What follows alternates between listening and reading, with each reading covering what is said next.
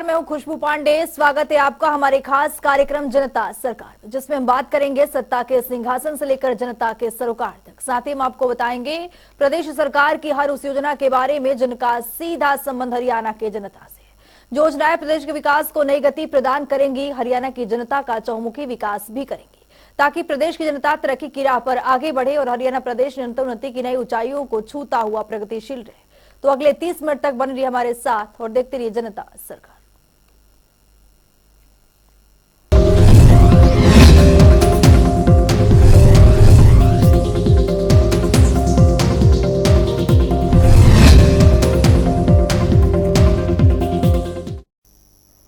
मुख्यमंत्री मनोहर लाल का जनसंवाद कार्यक्रम लोगों को खूब पसंद आ रहा है। अपने जनसंवाद कार्यक्रम के दौरान मुख्यमंत्री करनाल जिले के गांव पुंडरका पहुंचे, जहां उन्होंने हलके के लोगों की शिकायतें सुनी और मौके पर निपटान भी किया। रिपोर्ट के जरिए देखिए। मुख्यमंत्री मनोहर लाल का जनसंवाद कार्यक्रम लोगों के बीच खूब मशहूर हो रहा है, क्योंकि मुख्यमंत्री मनोहर लाल जनसंवाद कार्यक्रम के जरिए लोगों की समस्याओं को सुनकर समाधान करते हैं। इसके साथ ही मुख्यमंत्री मौके पर अधिकारियों को दिशा निर्देश देते हैं, ताकि नागरिकों की परेशानियों का समाधान किया जा सके। इसी कड़ी में मुख्यमंत्री मनोहर लाल आज करनाल जिले के गाँव पुंडरक में पहुँचे, जहाँ उन्होंने 20वें जनसंवाद कार्यक्रम का आयोजन किया। मुख्यमंत्री ने ग्रामीणों को संबोधित करते हुए बताया कि बीजेपी ने सत्ता में आने के बाद पिछले 9 सालों में व्यवस्था को बदला है, जिसका सीधा फायदा जनता को पहुंच रहा है।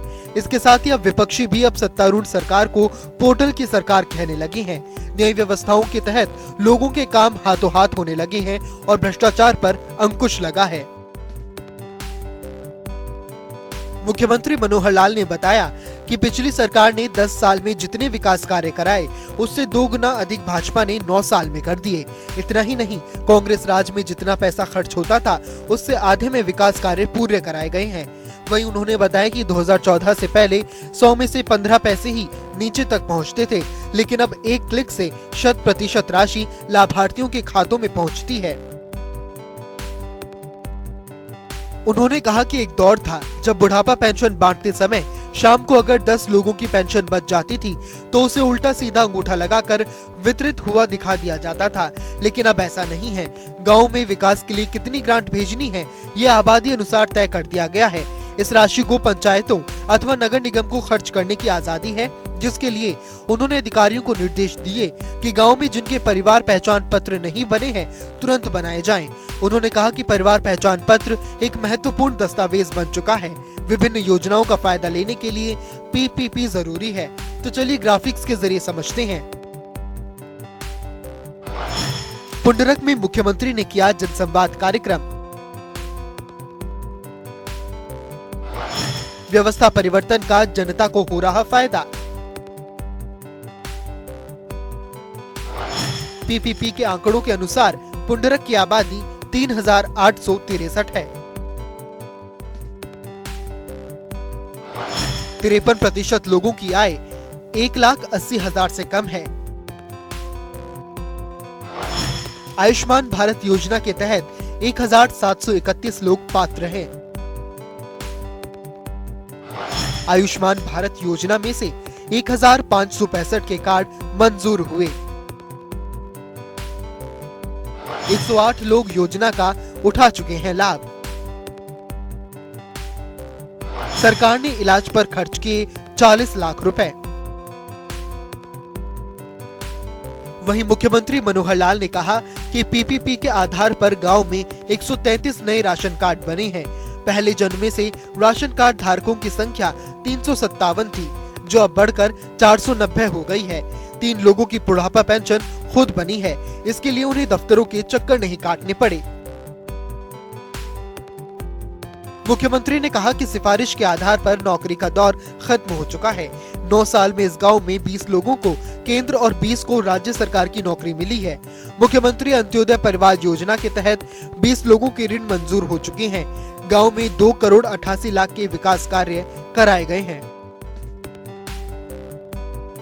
साथ ही उन्होंने कहा कि प्रदेश के हर गांव में लाइब्रेरी खोली जाएगी और पंचायतों से तालाबों की सफाई करवाने की अपील करते हुए उन्होंने इस कार्य के लिए डीजल का पैसा सरकार के द्वारा देने का ऐलान किया।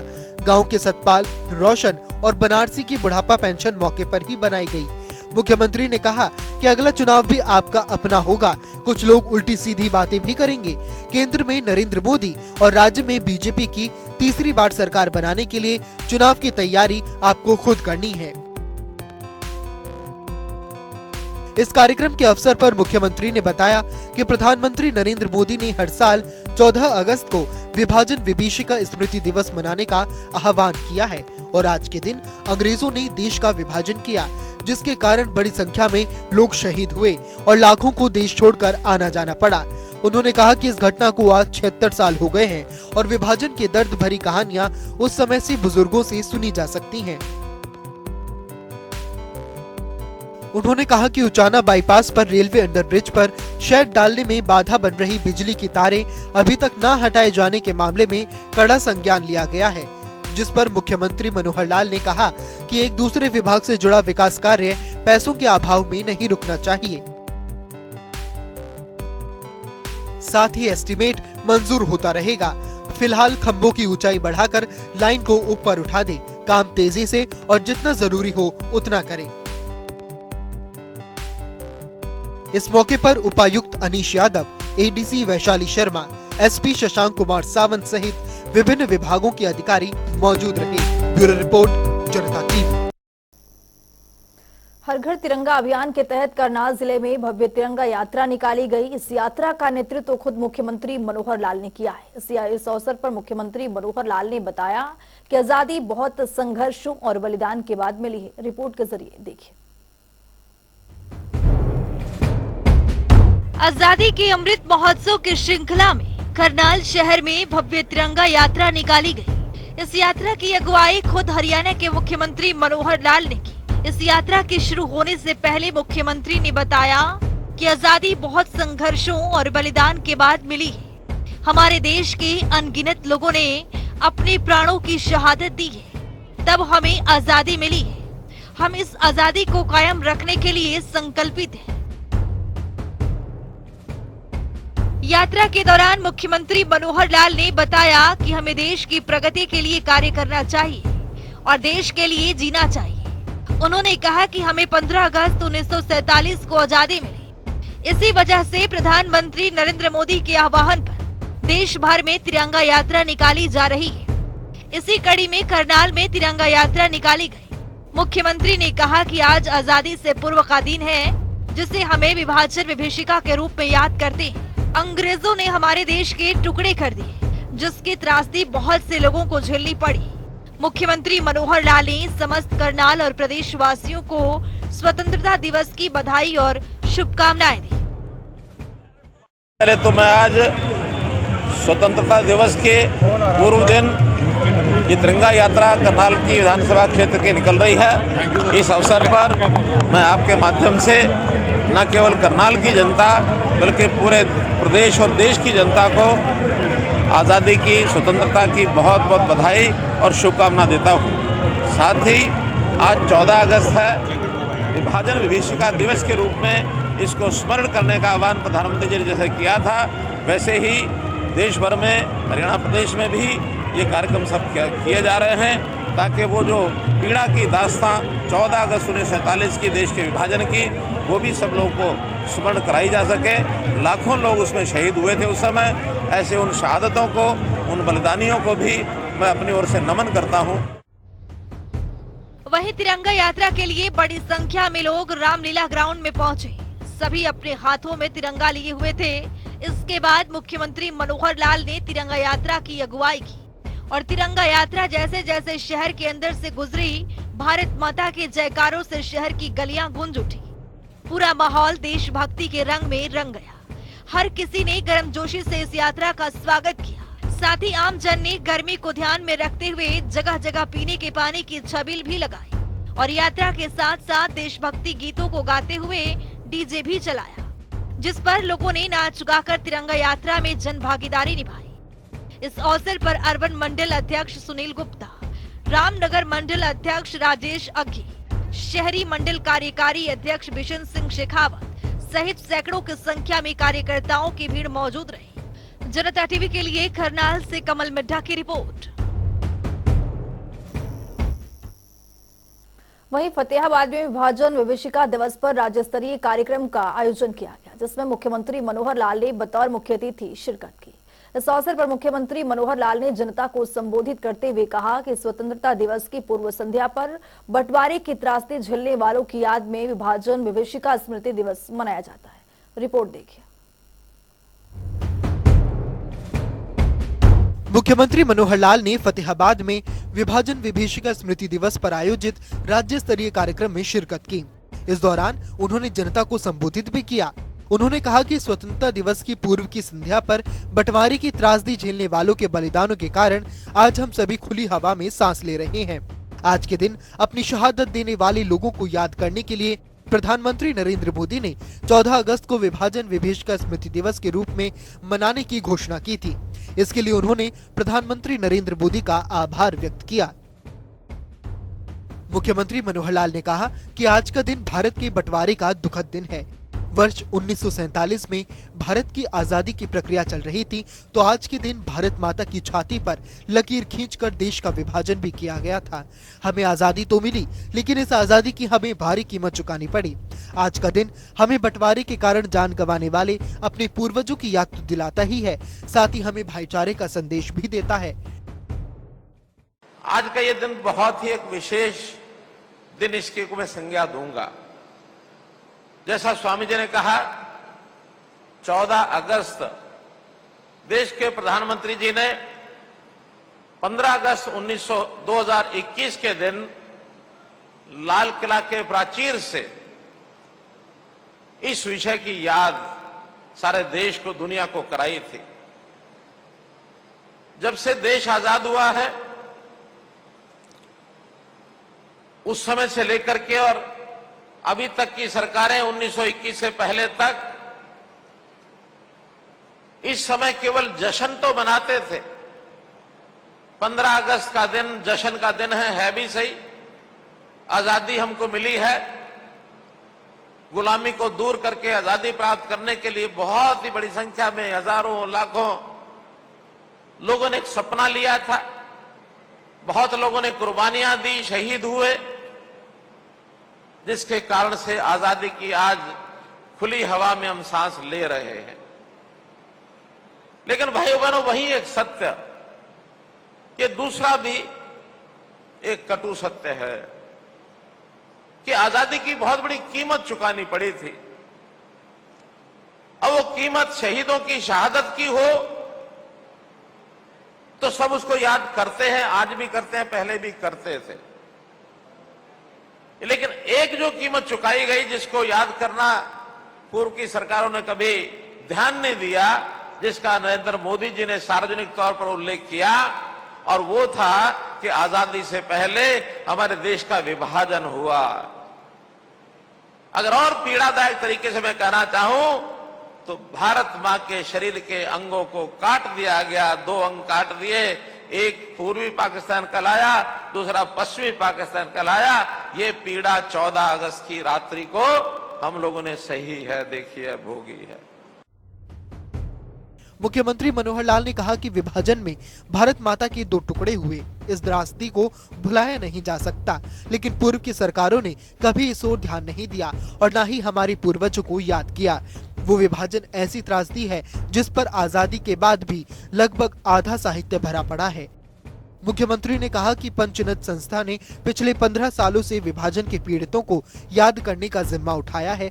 पंचनद स्मारक ट्रस्ट की ओर से कुरुक्षेत्र में देश का विश्व स्तरीय शहीदी स्मारक बनाया जा रहा है। विभाजन विभीषिका के शहीदों का स्मारक प्रधानमंत्री नरेंद्र मोदी की प्रेरणा से जल्द बनकर तैयार होगा। मैं आभारी हूं पंचनद स्मारक ट्रस्ट का, जिन्होंने सबने मिल करके इस आवाज को पिछले 15 वर्ष से अपने दिमाग में, दिल में बैठाया हुआ है, उस विचार को, और इसको पूरा करने के लिए उन्होंने एक संकल्प लिया हुआ है। अब ये संकल्प मैं निश्चित रूप से कह सकता हूं कि वो जरूर पूरा होगा, जरूर पूरा होगा, बीच में नहीं रहेगा। और प्रधानमंत्री जी ने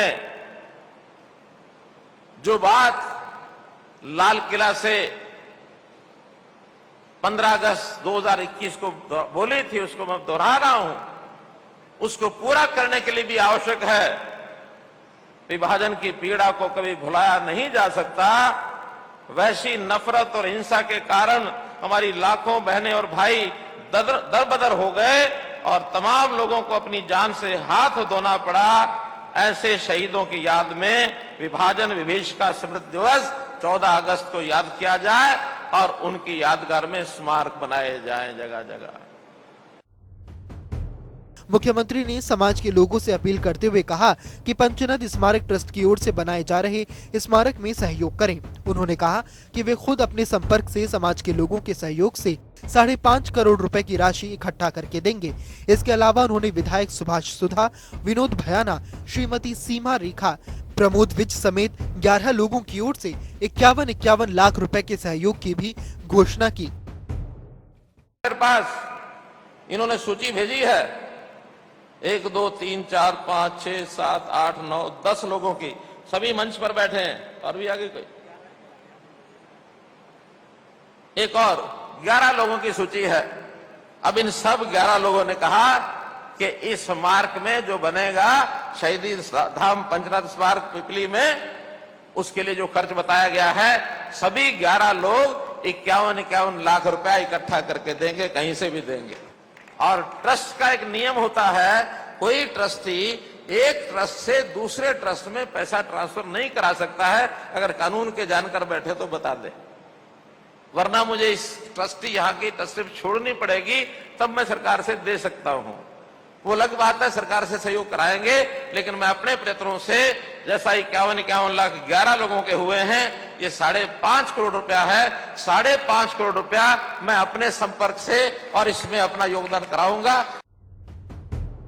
मुख्यमंत्री ने पंचनद स्मारक ट्रस्ट फतेहाबाद को भी अपने ऐच्छिक कोष से 21 लाख रुपए की सहायता राशि देने की घोषणा की।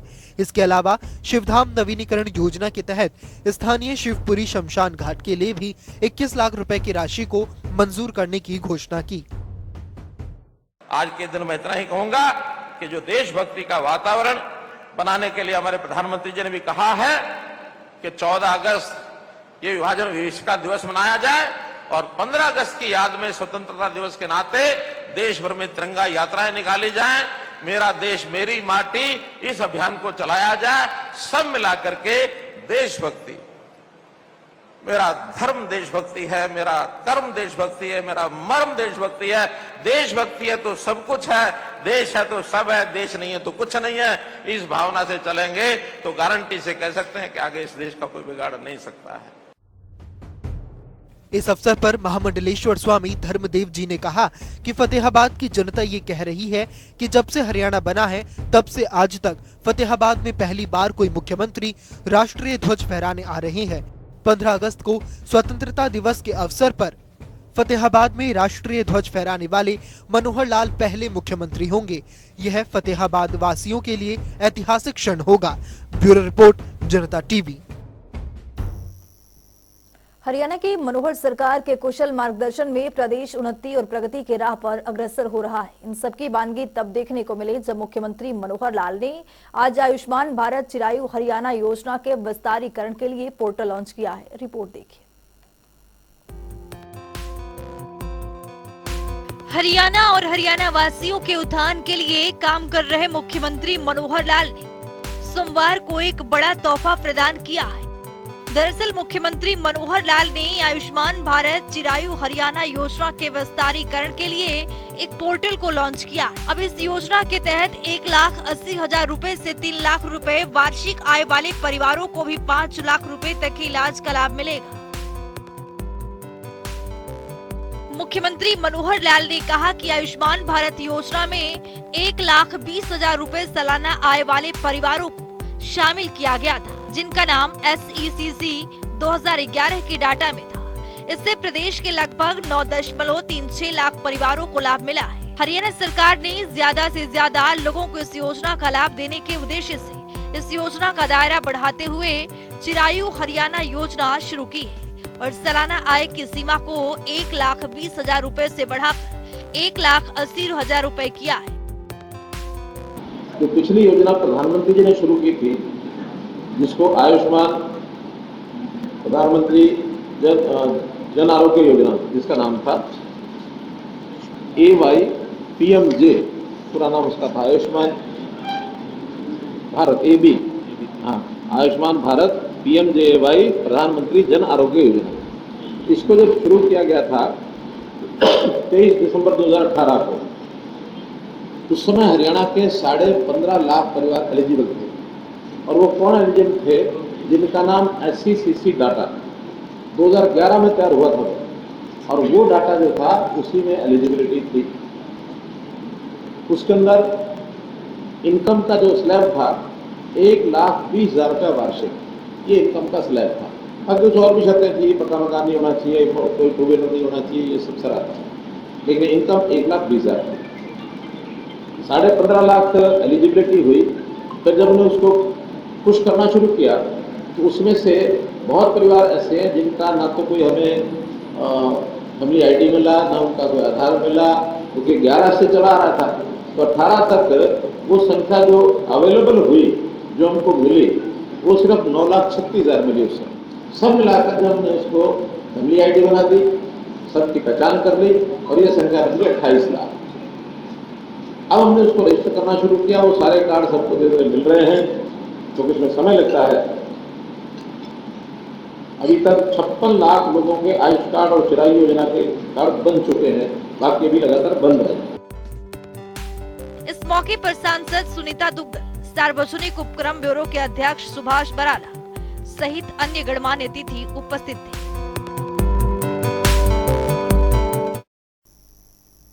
हर साल की तरह इस साल भी स्वतंत्रता दिवस समारोह 15 अगस्त को हर्षोल्लास के साथ मनाया जाएगा। हरियाणा के मुख्यमंत्री मनोहर लाल फतेहाबाद में ध्वजारोहण करेंगे, तो वहीं राज्यपाल बंडारू दत्तात्रेय रोहतक में झंडा फहराएंगे। देखिए स्वतंत्रता दिवस के मौके पर कौन कौन से मंत्री कहां-कहां पर झंडारोहण करेंगे।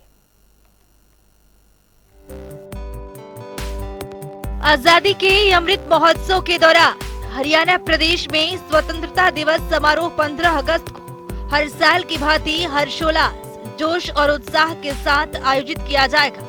स्वतंत्रता दिवस के मौके पर हरियाणा के मुख्यमंत्री मनोहर लाल फतेहाबाद में ध्वजारोहण करेंगे, तो वहीं राज्यपाल बंडारू दत्तात्रेय रोहतक में झंडा फहराएंगे। तो चलिए ग्राफिक्स के जरिए समझते हैं कि कौन कौन से मुख्यमंत्री कहां-कहां झंडारोहण करेंगे। राज्यपाल बंडारू दत्तात्रेय रोहतक में ध्वजारोहण करेंगे। मुख्यमंत्री मनोहर लाल फतेहाबाद में ध्वजारोहण करेंगे। विधानसभा अध्यक्ष ज्ञानचंद गुप्ता पंचकुला में झंडा फहराएंगे। गृह मंत्री अनिल विज थानेसर में ध्वजारोहण करेंगे। शिक्षा मंत्री कंवरपाल गुर्जर करनाल में झंडा फहराएंगे। परिवहन मंत्री मूलचंद शर्मा नूह में ध्वजारोहण करेंगे। ऊर्जा मंत्री रणजीत सिंह चौटाला भिवानी में ध्वजारोहण करेंगे। कृषि मंत्री जयप्रकाश दलाल सोनीपत में ध्वजारोहण करेंगे। सहकारिता मंत्री डॉक्टर बनवारी लाल अंबाला सिटी में झंडा फहराएंगे। निकाय मंत्री डॉक्टर कमल गुप्ता कैथल में ध्वजारोहण करेंगे। महिला एवं बाल विकास राज्य मंत्री कमलेश ढांडा गुरुग्राम में ध्वजारोहण करेंगे।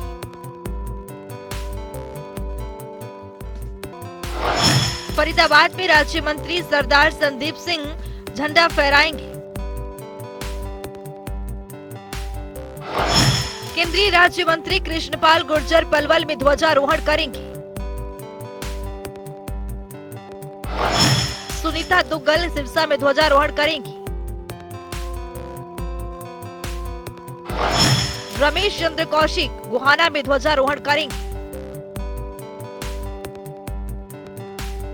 तो 15 अगस्त की शाम को हरियाणा राजभवन चंडीगढ़ में एट होम कार्यक्रम का आयोजन किया जाएगा, जिसमें मुख्यमंत्री मनोहर लाल बतौर मुख्य अतिथि शिरकत करेंगे। ब्यूरो रिपोर्ट, जनता टीवी। तो चलिए अब जान लेते हैं आज के सवाल का विजेता कौन है।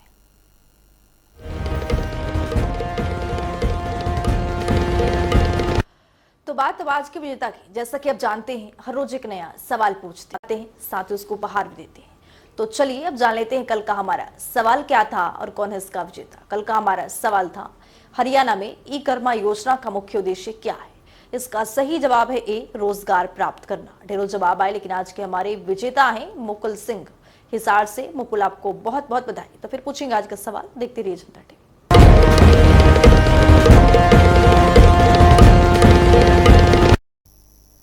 तो चलिए अब जान लेते हैं आज के सवाल में क्या कुछ है।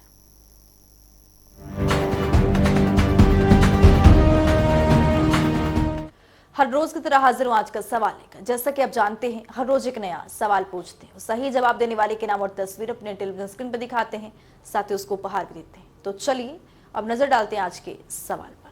मुख्यमंत्री विवाह शगुन योजना के तहत सरकार बेटी के कन्यादान के लिए कितनी राशि देती है। ए 65,000 रुपए, बी 71,000 रुपए, सी 81,000 रुपए, डी 51,000 रुपए। तो दीजिए सही जवाब और बनिए विजेता।